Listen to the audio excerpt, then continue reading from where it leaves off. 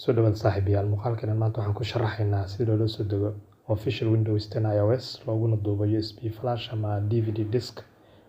Linkiga page-ka hoos baad ka arki doontaan hooska riix. Marka page-ka soo gasho waxaad riixaysaa download Windows. Kadib waxaa ku soo degaya media creation tool ku dhufaysa. Then accept garee oo dooro create installation. Then next. Halkan markaad timaado waxaa u baahan tahay inaad calaamadan meeshaan hoose tigta ka qaado. Haddaadan tigta ka qaadin ogow Windows-kan wuxuu ku shaqayn doonaa kaliya computer-kaaga. Marka si aad ugu isticmaasho kombiyuutarada kala duwan halkaa tigta ka qaad. Then saddexda khaanadood oo ku muuqda, khaanada koowaad waa luqadda, khaanada labaadna waa version-ka Windows-ka, tan saddexaadna waa bit-ka kombiyuutarkaaga 64-bit mise waa 32-bit. Ugu horreyn luqaddan dooranaynaa. Luqadda waxaan ka dhigaynaa English. khaanada kale aan soo furaynaa. Kadibna waxaan ka dooranaynaa luqadda English. Then halkan Windows 10, halkaana 64-bit. Intaa kadib 64-bit baan dooranaysaa. Then next baan riixaynaa.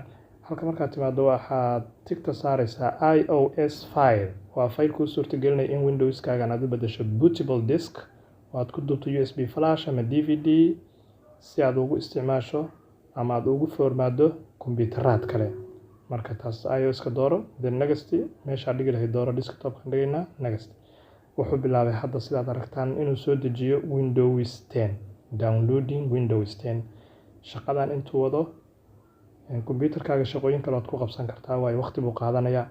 Waqtigu qaadanayna waxay ku xiran tahay speed-ka internet-kaaga iyo kombiyuutarkaaga xawaarihiisa soo yahay CPU-giisa. Okay, aan sugno intuu dhammaynayo kadib aan u gudbaynaa talaabooyinka. Ugu dhameeyalkaas waxay noo saaran file-ka aan la soo degnay Windows-ka. Waxaan u gudbaynaa markaana sidaan ugu bedeli lahayn bootable disk ama aan ugu duubi lahayn maxaan ku radaa USB flash ama DVD. Okay, waxaa soo diyaarstaa flash ugu yaraan size-keedu yahay 8GB iyo application-kan Ruvus. Ruvus linkigiisana qaybta description-ka ee video-gan kuu soo geliyay kala soo deg. Marka application-kan install garayso, flash-ta waxaad gelinaysaa kombiyuutarka. Then box-kana kuu soo furmaya. Meesha u sarreysa waxaad ku arki doontaa magaca flash-ka iyo inta GB ay tahay. Khaanada xigta ay ku qoran tahay FAT. Khaanada FAT ay ku qoran tahay waa taas kore. Soo jiid waxaad u beddeshaa NTFS. Then halkan dooro soo geli Windows-ka la soo degtay. Windows-kan soo xiriirinayna open baan riixaysaa hoos. Okay, start. Ma hubtaa inaad ku shubto? Yes, wixii xooga ku jiray way lumaysaa flash-ta. Okay, baan riixaynaa marka. Halumaan wixii hore ugu jiray flash-ta waxay isu bedeli doontaa bootable disk ama diski lagu formaadi karo kombiyuutarada.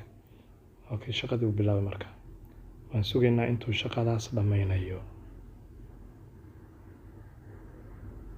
Good, iska close garee. Hadda waad aragtaan flash-tii waxay isu beddeshay bootable disk.